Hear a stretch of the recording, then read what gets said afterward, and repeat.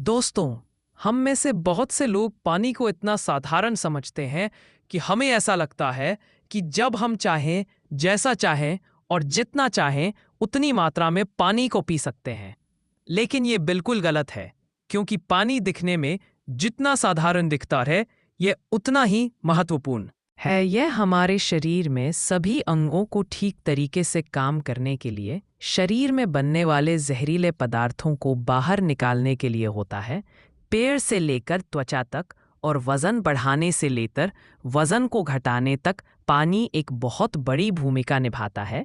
इसीलिए पानी की सही मात्रा, इसको पीने का सही तरीका, इसको पीने का सही समय और पानी को किस तरह से पीने से क्या-क्या फायदे हो सकते हैं और क्या-क्या नुकसान आपको हो सकते हैं, अगर इसके बारे में जानकारी ना हो तो व्यक्ति चाहे कितनी भी अच्छी अच्छी चीज़ें क्यों ना खा ले, उसका सही फायदा शरीर को ही मिल पाता है और जिसकी वजह से भविष्य में बहुत सारी प्रॉब्लम्स को फेस करना पड़ सकता है, जैसे कि अपचन, कब्ज, गैस, लीवर में दिक्कत, कमजोरी, थकान, गुर्दे में पट्टी होना, रोग प्रतिरोधक क्षमता का कमजोर होना, बार बार बीमार पड़ना, स्किन एलर्जी, दाग, खुजली, चेहरे पर पिंपल्स और दाग धब्बे का होना, व्हाइट हेड्स, ब्लैक हेड्स का होना, स्किन का बहुत ज्यादा ऑयली या बहुत ज्यादा ड्राइनेस होना, खाया पिया शरीर को ना लगना, जोड़ों में दर्द होना, शरीर की अनचाही जगह पर चर्बी का जमा होना, सर दर्द और चक्कर आना, वजन बढ़ाने और वजन को घटाने में दिक्कत महसूस होना, बालों का झड़ना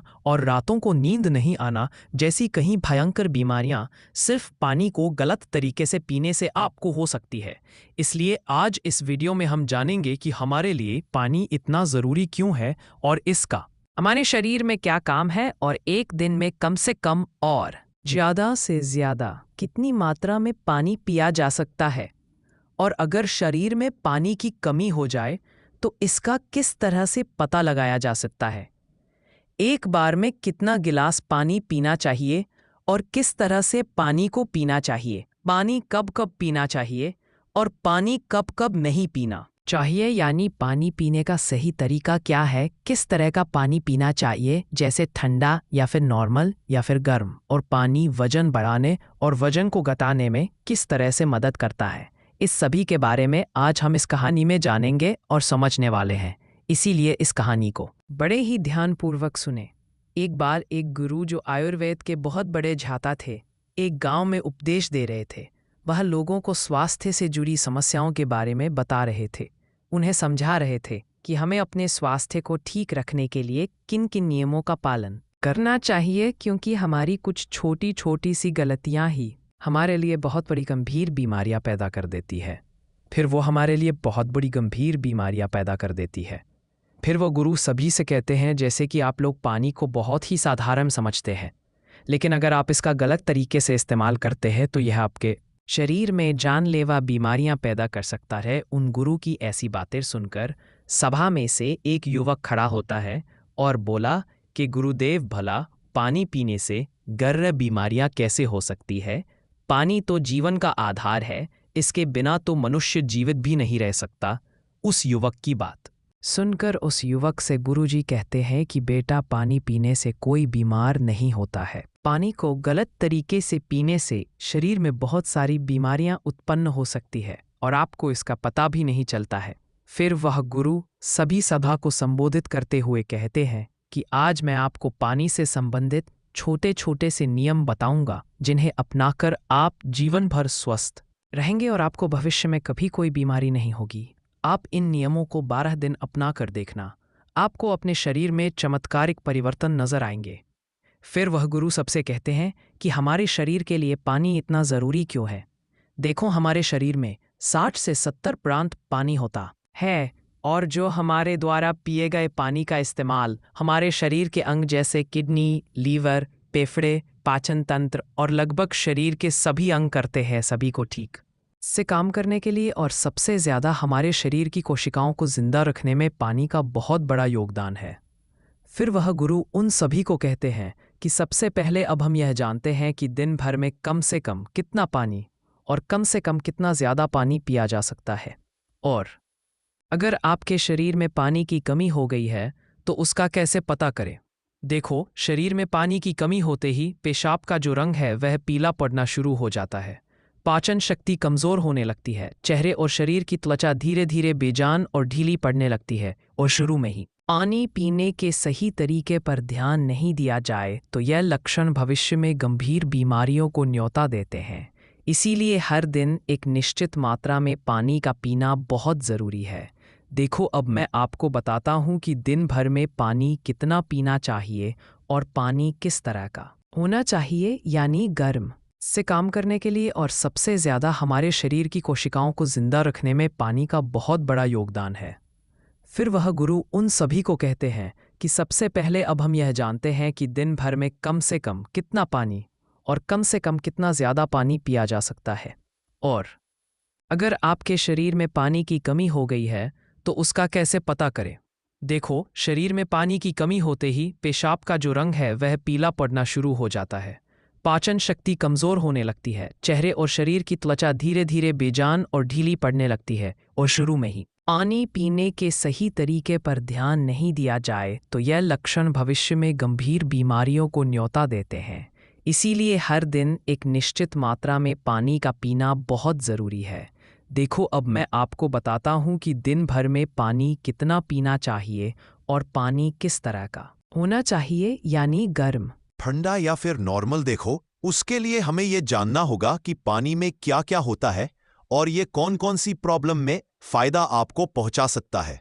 दोस्तों, पानी में 0 कैलोरी होती है, लेकिन इसके बावजूद ये हमारे शरीर को हाइड्रेट करके शरीर से जहरीले पदार्थों को बाहर निकालने में हमारे शरीर की मदद करता है।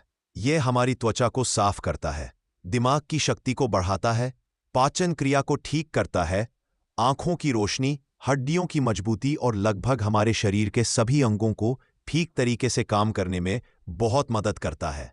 इसीलिए हमारे लिए पानी इतना जरूरी होता है कि हम चाहे खाए बिना लंबे तक रह सकते हैं, लेकिन पानी पिए बिना कुछ दिन जीवित रहना भी संभव नहीं है, क्योंकि हमारे शरीर से पानी जो है वो पेशाब और सांस लेने की प्रक्रिया में लगभग 2 लीटर पानी हमारे शरीर से हर दिन बाहर निकलता है, जिसे वापस रिस्टोर करना बहुत जरूरी होता है। वैसे तो किसी भी व्यक्ति को दिन भर में कितना पानी पीना चाहिए, यह उस व्यक्ति की सेहत पर और वह जहां रहता है वहां के वातावरण पर निर्भर करता है।